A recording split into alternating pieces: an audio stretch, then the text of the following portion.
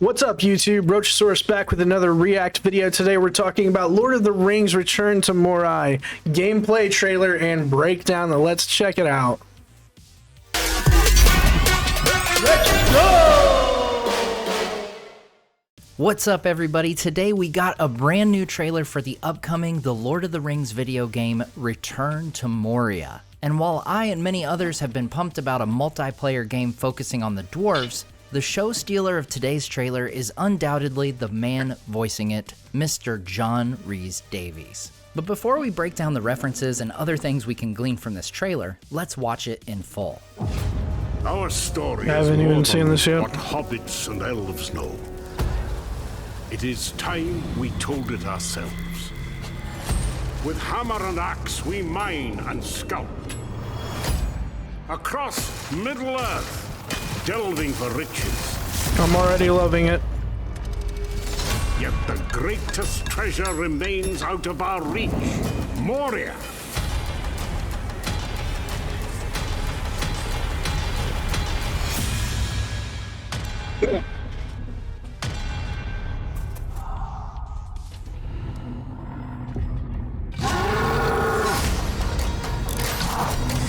Oh, this looks good. Come, my fellow dwarves. Rally together. It's time we took back our home. That's right, folks, Gimli himself returned to provide the narration That already, right there, that looked epic. I'm definitely getting this game and I can't wait to play it. for this trailer, and the natural question we all have is, will he be returning to his famous role within the game itself? There's been no official word, so we can only speculate at this point. But you may recall in a past interview with some of the Return to Moria team here on Nerd of the Rings, it was mentioned that Gimli will play a small but important role in the game. Nerd of the Gimli's Rings. like, my clock is ticking.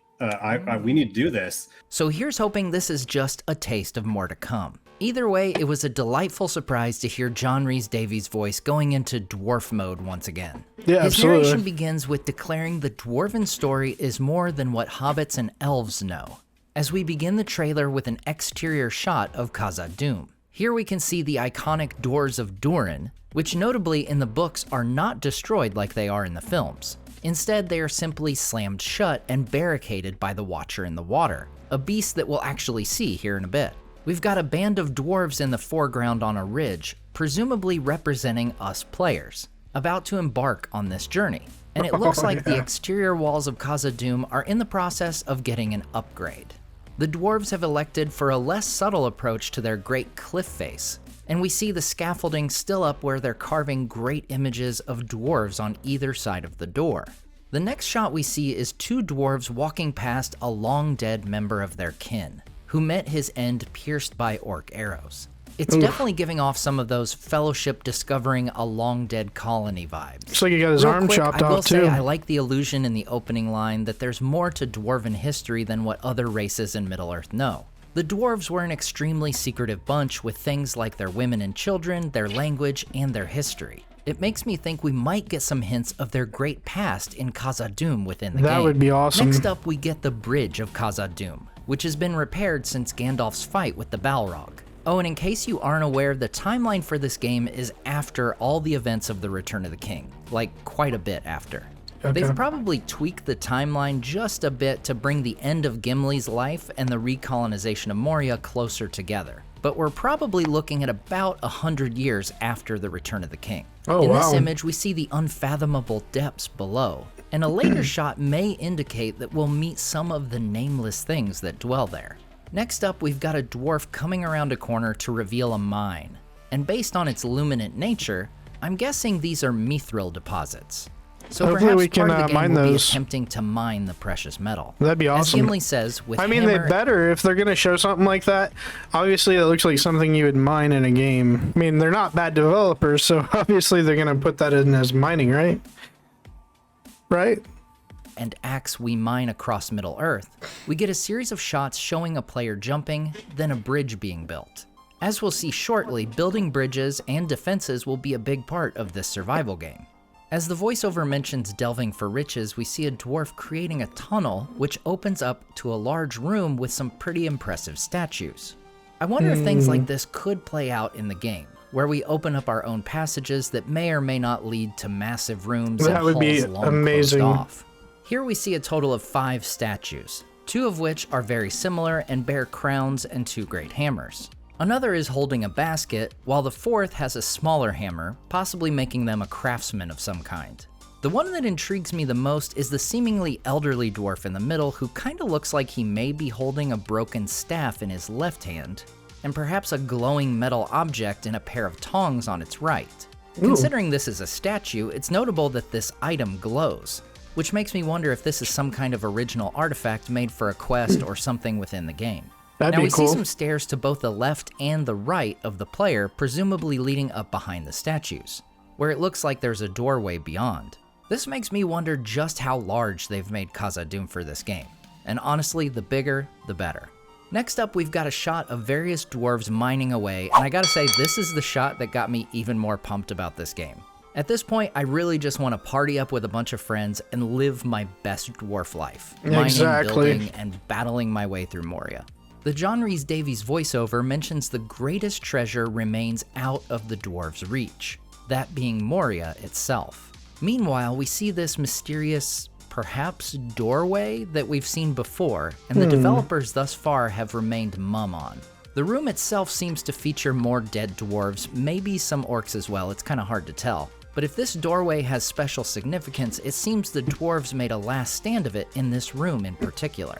Just a guess here, but maybe this leads to some sacred place that Balin's company didn't discover, like Durin's throne room or a sacred forge or something. Next up, Looks we like see somebody a dwarf tried getting swinging in. a hammer on an anvil, perhaps hinting at some crafting within the game, followed by a montage of a defense tower being built, as we see a dwarf archer manning it. There's a quick shot of dwarves carrying small barrels. Perhaps these are explosive material, or even more likely, ale, because surely dwarves gotta have their ale. Next up is a time-lapse of a lot of things being constructed in a big open room. On the left, we've got beds, we've got some chests, and there's mannequins, perhaps either to display armor we construct or to serve as fighting dummies for weaponry. We've got some fires in the center along with what looks to be a saw. And then on the right of the screen, we see a weaponry display and some work tables, including one with torches just sitting on it, which I can't imagine is up to code. Another hammer slam, and then we're on to a couple wide shots showing tunnels and an open passageway and halls. I could be wrong, but I think this figure on the right is an orc. It definitely doesn't look dwarven to me. Right before things cut loose, we get this shot of a dwarf with a cool horned helmet as the sunlight pours in from windows in the hall. Real quick, I gotta say I like this detail as it's described in the Fellowship of the Ring, how Khazad-dûm has windows at the upper part of its halls to get sunlight into the mountain. Now this horned helmet is pretty distinct, which leads It's good that they're following the lore. I think that's very important. Things of this nature when it comes to developing games. me to think we may be getting some cool customization options in terms of the armor our characters can wear. We next get a troll roar as we get a glimpse of one battling a lone dwarf who has even bigger horns on his helmet. Next up, we get some quick shots of gameplay as a dwarf uses a crossbow to shoot at a good-sized orc, and then we see what I alluded to earlier, the A Watcher kraken. in the water. I'm curious to see if we see any of the other Kinda looks like nameless a creatures kraken in to me. Moria or just the Watcher.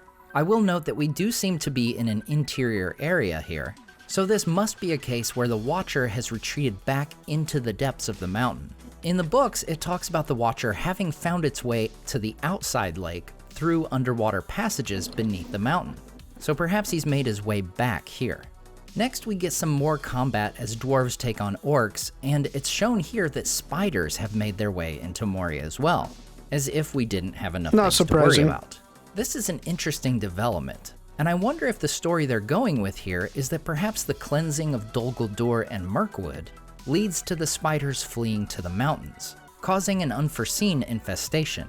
Next up, we see an orc chieftain swinging an axe at the camera, followed by a group of dwarves cheering on some sort of victory or accomplishment. We also see the dwarves have very different armor, hair, and skin customizations, so it looks like we will be able to really make our characters our own within the game. In our final That's shot, good. we see two That's one thing I love about video games in general is the amount of customization that you can do within the game to your character or even just the game itself. I feel like there's never enough customization, or there can never be too much customization. Two dwarves entering a room with a large statue holding a hammer aloft, and the dwarves bow before it.